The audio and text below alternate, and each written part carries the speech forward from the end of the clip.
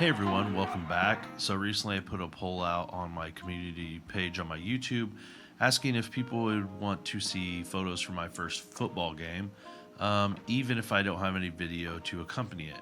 So typically I would throw a camera, this camera, on top of whatever camera I'm shooting with that day to get some video while I'm shooting. With that said, it was the first game of the season. I had a few specific assignments that I needed to get for the school, and so I just didn't get to putting the camera on, and I didn't realize it until after I walked out onto the field and all my gear was up in the skybox. So it wasn't happening, and then by the time halftime came around, it's so dark at our stadium that I figured it probably wouldn't be worth it. So luckily, the rest of the home games that we have this year will be mid-afternoon, so the light will be much better, and I will probably have some video to accompany these videos. But with that said, people said yes, and I had a few comments, and a few people actually DM me saying they would love to see the photos and just get a better idea of where to shoot from. So we're going to jump into the photos that I took. Alright, so I have my trusty Flickr app on my phone. It's also up on the screen over here. Not the best viewing, but I'm going to be throwing the images up while I talk about them. So this is the easiest way for me to kind of go through them, and then I'll just put them on the screen. So a little pregame stuff here at the beginning of the album. Sometimes there's players that won't get playing time that are seniors that we need to get during warm-ups. That way they're in game gear for their senior photo that we frame and give to them on senior night.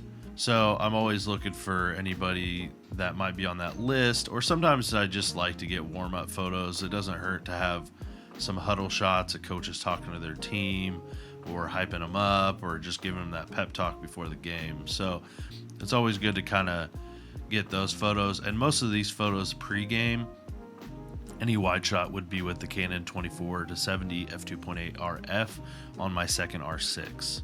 And then most of the game I started off with this. I started off with a 300 f2.8. It's an adapted lens, EF, no IS. It's a much older lens than the rest of my gear, but it does come in handy when you need a little extra reach. So I always start most games out up until probably about halftime with the 300 typically. So always good to have a coach shot.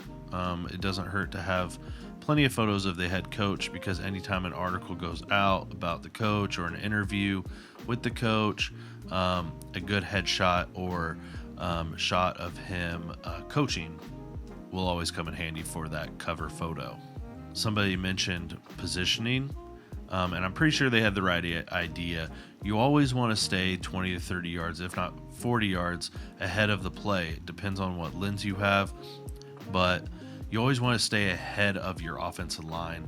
That way when they're coming towards you, you're getting them running at you or catching right in front of you. It's a little different for me when it comes to defense. When it comes to defense, if I can be right in line with the line, so I can shoot down the line, get both teams' helmets, that also allows me to see our players breaking through their offensive line and getting sacks or tackles. So I always try to stay in line with the defense or behind the offense that we're going against. Great reaction shots after a tackle, great team tackling. Cropping obviously helps here in some of these photos just to kind of emphasize the action. I try not to crop too much when it comes to the school stuff. I do crop a little more when it's just for Instagram, just to keep it super tight on the images. Also, don't stop shooting after the whistle. You can always get a good shot of a player reacting after a play, or just great light behind them or hitting them, and it doesn't hurt to have any just solo photos of a player, because they could end up being the defensive player of the week, offensive player of the week, whatever. They might get an award that week. So it doesn't hurt to have non-action photos in case you don't have them. You always have these backups of them either standing there with their teammates or hyping up in the huddle, whatever it may be. So it doesn't hurt. And always, if they're running off the field, you can get real clean shots of them and their number and their face, and those always come in handy as well. So I always try to get those, especially when we have really good evening light. And then at some point during this game, I did switch to the 70-200 that I have right here. I felt the 300 was a little too heavy for a while. I'm trying out a new double harness. It's like a cross harness that allows 2 cameras to hang off of it. Typically, I would just run 2 separate camera straps off each camera and just cross them around my neck. And after wearing this double harness, I'm not really fully sold on it. It doesn't really, it kind of swings on you a little bit. I'm not totally a fan of it. It's always super awkward to get on and very confusing to put on just because I haven't used it enough, I think. So the 300 was just kind of super heavy on it and kind of throwing me off. So at some point I did switch to the 70-200 before halftime, just because I haven't used the new RF 70-200 for football other than maybe a practice.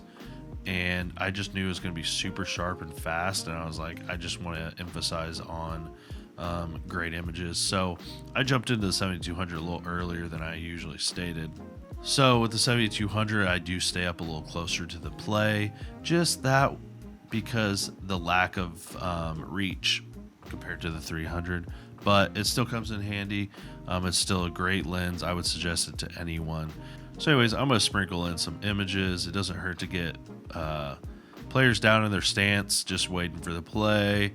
I'm always shooting, looking for something different to give the school just options when they do articles or send out the images to whoever they need to for the MIAA.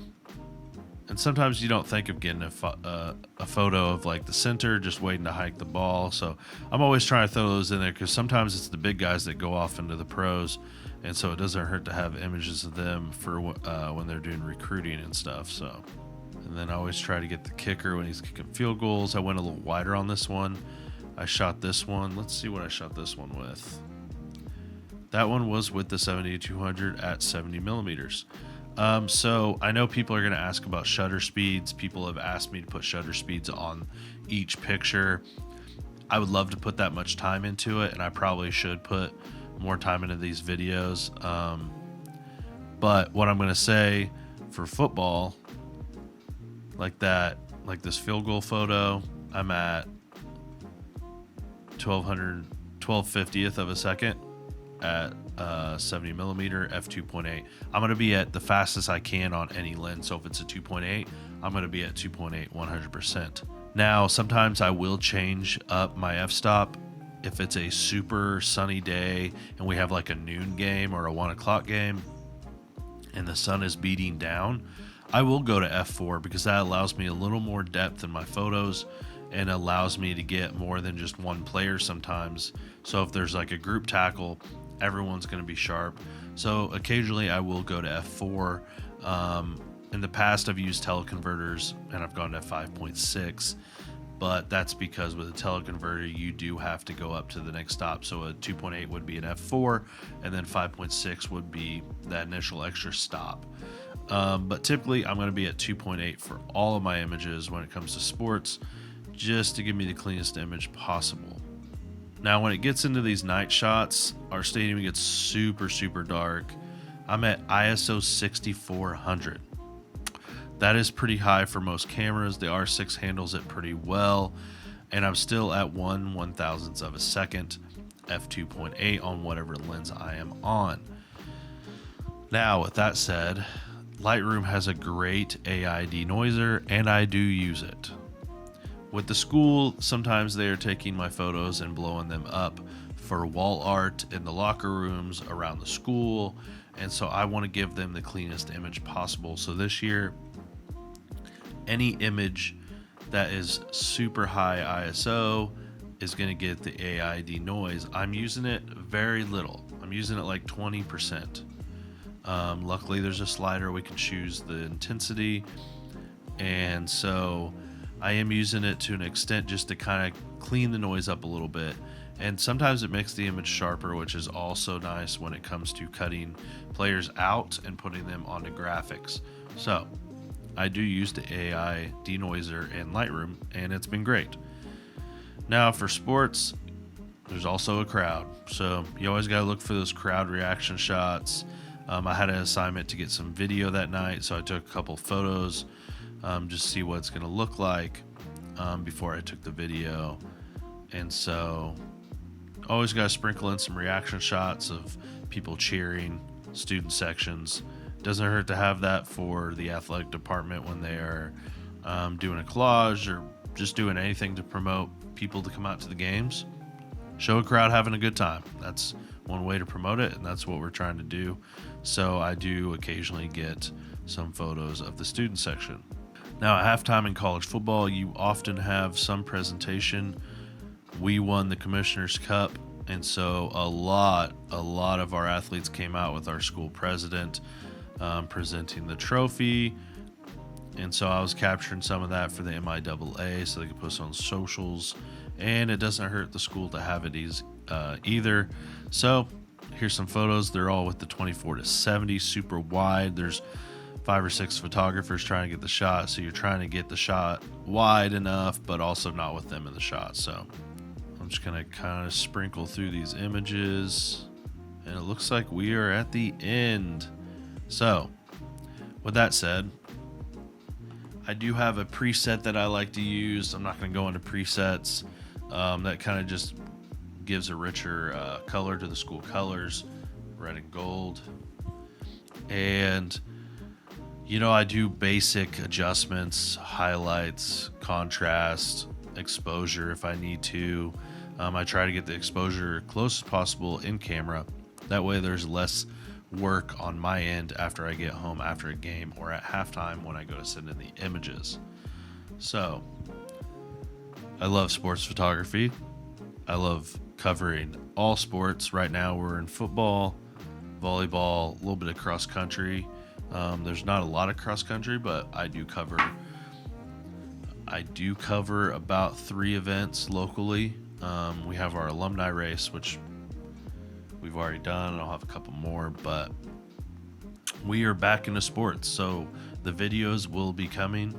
I will be shooting some video on top of my camera, some POV stuff.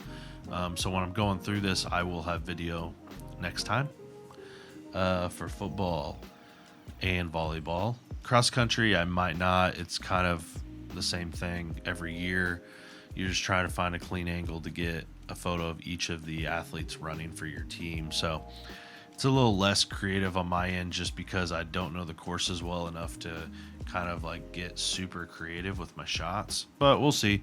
If that's something you guys want to see, just put it in the comments down below. I definitely will have football and volleyball. Today I'm actually going to cover 2 more games of volleyball. Yesterday I went and for some reason none of the footage recorded when I closed the back screen to be less distracting. So I'm going to have to leave that open and recording today so I can do a little volleyball shoot video and show you guys some of the stuff that I'm creating for the volleyball team. And with that said, football will be back home in 2 weeks. Today is the 9th of September. So not until the end of the month, we'll have another home game. And I'm pretty sure it's family day, so it's going to be packed house. Probably try to be a little more creative with my shots when it comes to showing the stadium. Usually family day sells out. We have people standing on the field in the end zones, behind the barricades. It's usually a pretty fun time. So anyways, with that said, I appreciate it if you would like, subscribe, and I'll see you all next time.